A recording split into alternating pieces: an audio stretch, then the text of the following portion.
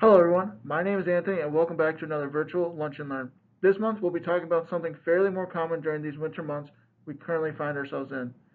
As we find ourselves indoors more, we may find ourselves experiencing the winter blues.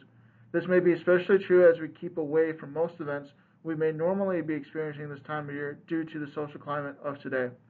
Let's dive into this a little bit more, but first we want to mention that this video is intended for educational purposes only and should not be interpreted as medical advice. Enjoy! What may be causing these so-called winter blues? Well, as the days get shorter, temps cool down, and the sun rays just aren't around as much, it's important to ask yourself if you're noticing any changes in your energy level or mood. And if you are experiencing this, it's important to know you are not alone. It may be important to ask yourself, is it the winter blues? There are some common symptoms of the winter blues that may include feeling like you're in a slope, aka you have less energy than usual. Feeling sad or not in the holiday spirit, especially around these holiday seasons that are coming up. Tired and or having those blah feelings. And of course, increased cravings of sweets and or starches, those comfort foods that we may crave when we're feeling down a little bit. If these feelings are temporary and relatively mild, you could be suffering from the winter blues. There are some things, however, you can do to make you feel better. But first, let's test our knowledge. True or false, the time change, aka the turning of the clocks backwards, in the fall was designed to help improve sleep and ward off the winter blues. False. The beginning of the daylight savings time had nothing to do with winter blues. In fact, it was to save electricity in the buildings.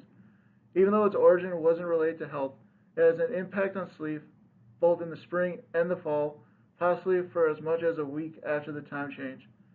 And the simple fact that the days are shorter in the winter overall may play a role in some of the symptoms of the winter blues. So what exactly can you do if you are experiencing the winter blues? Well, there are many things you can do to help yourself feel better if you're experiencing these symptoms. One of the things you can do is soak up more sunlight. Sitting by a window, going out for a walk during the daylight, and taking up an outdoor sport are some of those ways you can get those minimal amounts of sun still available in our climate. Another great way is to move your body. Research shows that exercise and scheduling pleasant activities can lessen the winter blues. Additionally, which may be difficult during this time, is to avoid social isolation. Seek out activities with friends and families. Share how the season is affecting you and ask for support. If you have a pet, play with your pet or take them for a walk if possible. Now, of course, during this time it may be more difficult, so still trying to schedule any virtual meetings is still pretty pleasant, and of course, staying safe and social distancing. And of course, choose nutritious foods. Enjoying foods with natural sweetness and crunch such as carrots, apples, pears, and or popcorn. Foods that will both comfort you while also not being extremely high in calories with low nutritional value.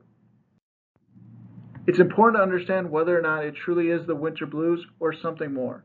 The winter blues tend to be short-lived and relatively mild. Many of our lifestyle strategies do help. However, certain symptoms can point to something more serious. While the winter blues may not stick around for too long, another thing you should concern yourself with is seasonal affective disorder, or SAD. Seasonal affective disorder is a form of depression that has the same symptoms as depression. SAD symptoms tend to start late in the fall or early winter and get better during the spring and summer. The symptoms tend to stay throughout the entire season and tend to be more severe than the winter blues. Common symptoms between SAD and depression are fatigue or feeling sluggish, sad mood, especially feeling depressed most of the day on nearly every day, loss of interest in activities, sleep difficulties such as sleeping too much or too little, changes in appetite or weight, especially craving more starches and sweets, feelings of hopelessness and despair, and thoughts of death or suicide. Seasonal affective disorder is diagnosed when the pattern of seasonal depression occurs for at least 2 years. And it's important to note that while some of the symptoms of SAD look similar to those of winter blues, they are usually much more severe and tend to last longer.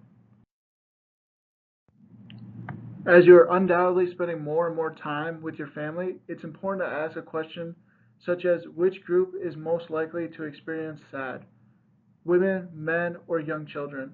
The correct answer? Women. SAD affects almost 4 times more women than it does men. It can occur in children and teens, but onset often begins in the 20s and 30s. So here are some facts about SAD.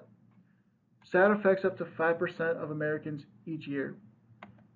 It usually occurs in the late fall and winter. However, some people experience it in the summer season instead, although this is much less common.